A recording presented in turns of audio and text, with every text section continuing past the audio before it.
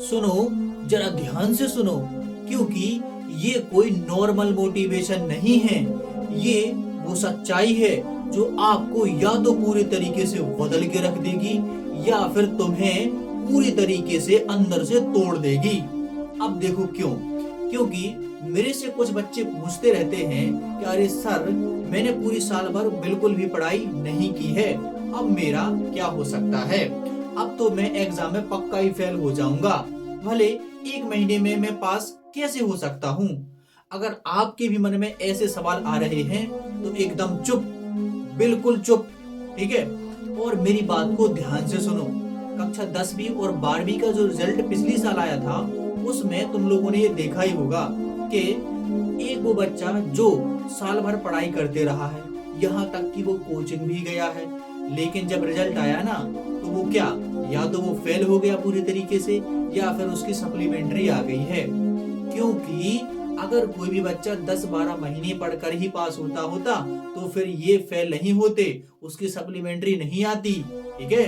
लेकिन आपने देखा कि सप्लीमेंट्री भी आती है, फेल भी करते हैं, जबकि वो बच्चे साल भर पढ़ाई भी करते हैं। वो इसलिए हो रहा है क्योंकि केवल ज्यादा घंटों से पढ़ाई करने से कुछ भी नहीं होता, ज्यादा महीनों से पढ़ाई करने से कुछ नहीं होता। होता है तो सिर्फ सही समय पर सही चीज की पढ़ाई करके, और वो टाइम अभी आपके पास में है।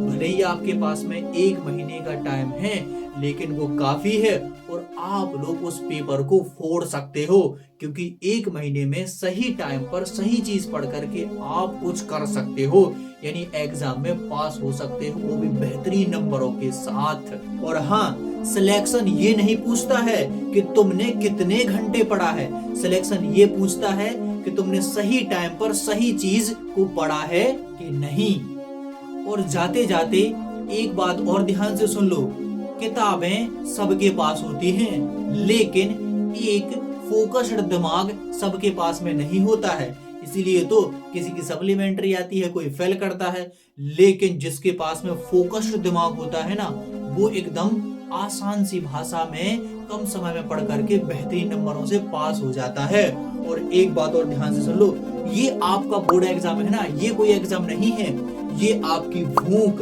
आपकी जिद और आपकी औकात का एग्जाम है। तो अपनी औकात दिखाओ और जा करके पढ़ाई करो।